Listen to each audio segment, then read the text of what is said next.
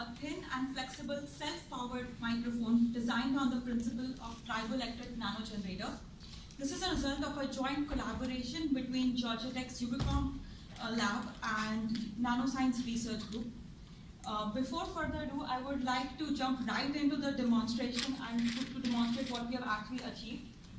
Gregory and Richard are going to help that.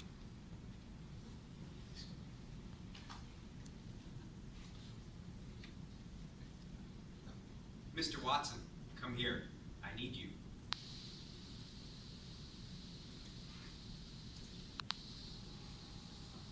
Mr. Watson, come here. I need you. So what you just heard might seem like an input from any other microphone, but except that it's not. This is an example of a microphone which does not require any power for sensing, and in addition to that, it is flexible and cheap. So one of the motivating questions which has driven the Ubicomp research is how do we achieve ubiquitous sensing? Power is a major design constraint for such a problem. We want to build sensors which can work without the need of any removable or replaceable power source, as the previous speakers have really pointed out. One way to look at this problem is to use the phenomena which needs to be sensed as a source of energy to do the sensing itself. This is exactly what self-sustaining sensors do. This is not a new idea. For example, a sensor used for determining speed of the water current can leverage the movement of the water itself as the power source. So rather than movement of the water, now let's think about a phenomenon which has much lesser force, like speech or a simple little tap. Can that be used as a source of energy? Our work, SATURN, is a step forward in the direction of ubiquitous sound and vibration sensing. SATURN harvests power from vibrations caused in the material by speech or touch or tap, allowing it to sense these phenomena. So in addition to it being a self-sustainable sensor, what SATURN really allows is flexible so that it can be put on everyday surfaces. For example, I have a Coke bottle right here, and I have the SATURN patch which is on like the self-powered microphone on it, and it is simple and cheap to manufacture. I'll go into the detail as I present. So given all these qualities, the take-home point is that SATURN is a very favorable candidate to allow for large-scale ubiquitous sensing for sound and vibrations. So let's explore the device structure of SATURN and how it is fabricated. SATURN consists of materials which are thin, flexible and cheap, like paper and dielectric material called PTFE. The paper has series of holes laser cut into it. The holes will help augment the vibrations caused in the SATURN structure due to the sound waves. So it creates kind of a resonant cavity which results in more vibrations. And then both the layers, paper and PTFE, are coated with a thin conductive layer of copper, which are joined together using glue dots to form a multi-layered structure of triboelectric nanogenerator or TNG. Let's try to understand what triboelectric nanogenerator is and how SATURN works. So triboelectric effect is the phenomena of exchange of charges between two different materials when they come in contact with each other. A good thing is that most of the material around us show these properties. For example, the diagram which I show here is basically the blue ones have the tendency of gaining electrons, and the red ones have the tendency of giving off electrons. And the way we want to select the two materials is they should be separated as far as apart in the triboelectric series. So for example, like a general example, what we have done, like we have seen, is like if you have a comb and you go through, like run it through your hair, the comb tends to gain the negative charges from your hair. So as you can see, the hair and the comb, which is basically a fluoropolymer, is like separated out. So this is an example of triboelectric effect. So we'll leverage this knowledge of triboelectric effect to understand how SATURN works. When sound waves reach SATURN, its structure micro-vibrates, resulting in both paper and PTFE layers getting in contact and generating negative charges on the PTFE and the positive charges on the copper-coated paper due to the triboelectric effect. As the layers separate, the potential difference built over the two copper layers is redistributed due to electrostatic induction, causing current to flow towards the PTFE.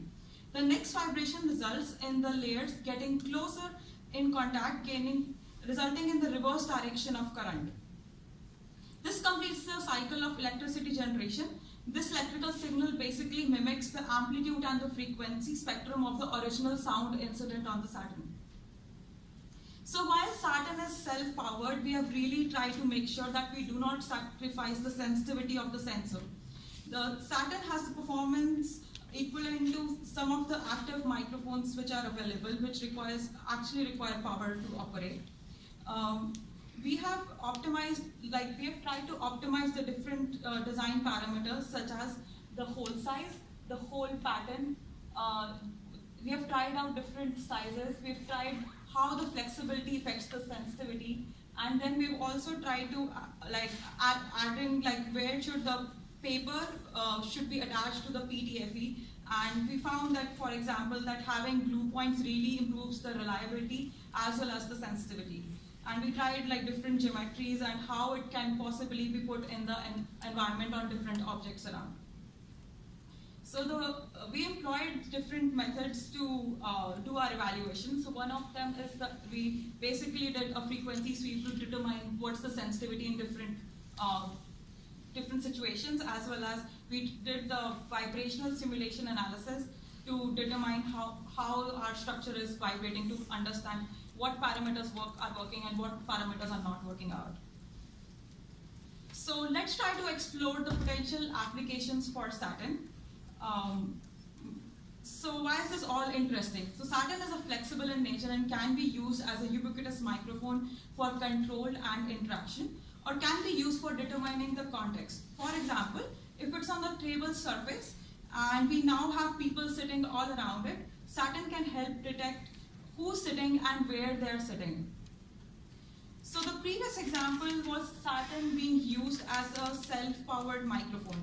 But in the presence of loud sound, Saturn can be used not just as a sensor, but it can harvest even more energy to do actually more than just sensing. For example, here we are showing an example of Saturn being able to produce enough energy to flip a bit. So how can this flipping of bit can be used in interesting scenarios? So for example, it can be used for audio scene analysis.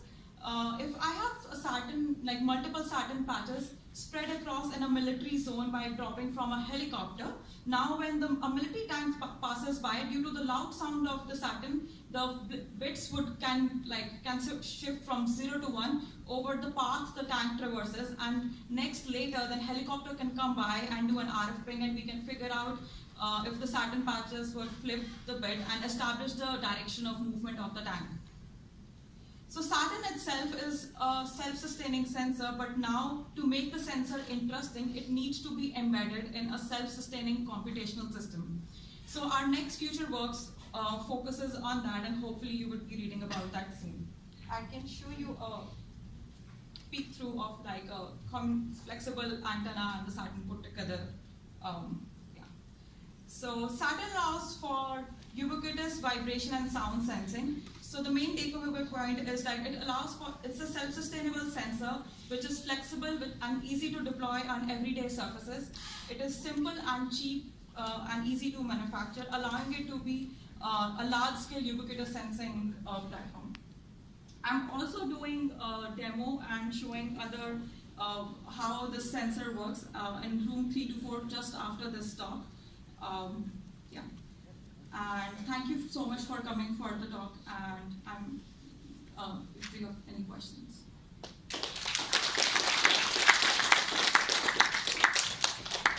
Any questions? Yes. Yeah, Steve. Oh, Sorry. Thank you, Steve Hodges from Microsoft Research. Thanks for the presentation. So I think I understand, you explained very well, I think, the triboelectric effect and how you constructed the microphone to leverage it. In the demo that you gave at the very beginning, can you explain, so I understand then that there's this flow of electrons in response to Gregory's speech, but then what did you do in the rest of the demo? How are you getting that So transferred into the computer and then? So basically this is the patch, and this is just an oscilloscope which is recording the voltage, which is generated from the patch, and that's just we are not doing any signal processing or like amplitude amplification. It was just original sound which was being played out. And then compared with a conventional passive microphone, the ideas of performance is better. You were explaining how. So basically, the sensitivity is minus 10 dBs, millivolts per hertz, and usually, so we compared it to other active microphones like smartphone ones. So what we are saying is like, usually our active microphone has a flat frequency curve over sensitivity. We are not. It wouldn't be that good, but it's till approximately 5,000 hertz. Its sensitivity and the curve is comparable to a active microphone. Right. So later it goes down, but the thing is, a lot of sounds around us is limited in that space that we can actually start to do context awareness or that was more of like SATURN as a self-powered microphone, but the other use cases like you can use it actually to harvest power enough to do other interesting tasks like I showed the example. Thank you. Thank you. Yeah, questions? Yeah. So I was just kind of curious. So it requires some amount of power to actually get the microphone to start working, right? But I didn't get any loss of audio information there. Whatever Greg said, the entire clip was there. There's nothing missing.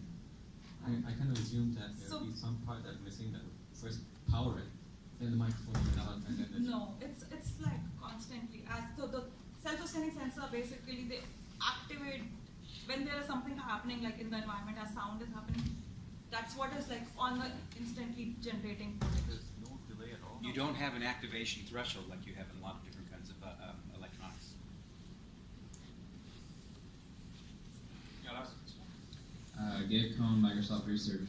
So in this demo, was there any gain, or is it No, basically? there is no gain. The impedance is. Would it work as well if someone other than Gregory, who doesn't have quite as high you an can try amplitude? actually. I'll still try after. You can come and try. If you're man enough, Gabe. Thank you. We're doing demo because we're sure it works, and we have spent like added almost 3 to 6 months to the whole pipeline of our work to make sure that it works all the time. And yeah. And I was intentionally not facing the microphone. Yeah. You did a great job, Gregory. Do you know the quote? That's what Alexander Graham Bell said on the first telephone. Right. Yeah, trying to give you guys culture. I'm open to like more questions during the demo if you would want to like come around and play around with the sensor. So I have more examples, and I can also give out some examples of. Thank you so much. Where is the demo? They've moved. Room 324.